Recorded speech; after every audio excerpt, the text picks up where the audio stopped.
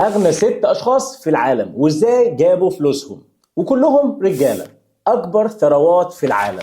رقم 6 مارك زوكربيرج، ثروته تقريبا أكتر من 220 مليار دولار بشوية. جاب ثروته من تأسيس فيسبوك اللي هي دلوقتي بقت ميتا، اللي بقت عملاق التواصل الاجتماعي من فلوس الإعلانات والميتافيرس وغيره.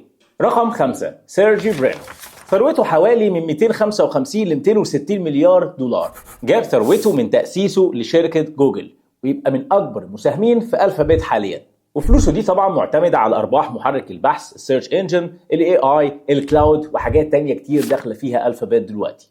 رقم 4 جيف بيزوس، ثروته حوالي 255 ل 260 مليار دولار. جاب ثروته من تأسيسه لشركة أمازون العملاقة في التجارة الإلكترونية الإي كوميرس، و AWS أمازون ويب سيرفيسز اللي بتشتغل في مجال الكلاود. كمان تأسيسه لبلو أوريجين اللي بتشتغل في مجالات الفضاء ووسائل إعلام مختلفة. رقم 3 لاري إليسون، ثروته حوالي دلوقتي 280 ل 300 مليار دولار.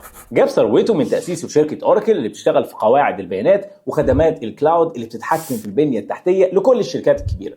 رقم 2 لاري بيج، ثروته دلوقتي حوالي من 270 ل 277 مليار دولار. جاب ثروته من انه شريك مؤسس في جوجل اللي محرك البحث بتاعها بيسيطر على السوق، واستثمارات في الاي اي وتقنيات المستقبل.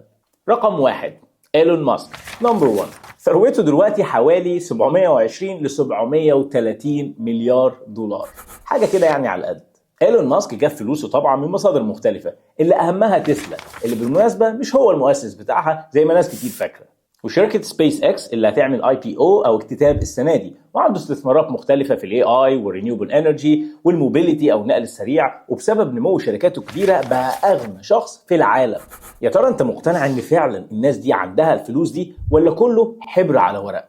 وايه السر اللي بيجمع كل دول اللي خلاهم اغنى 6 اشخاص في العالم، مع انهم اكيد مش اذكى 6 اشخاص في العالم؟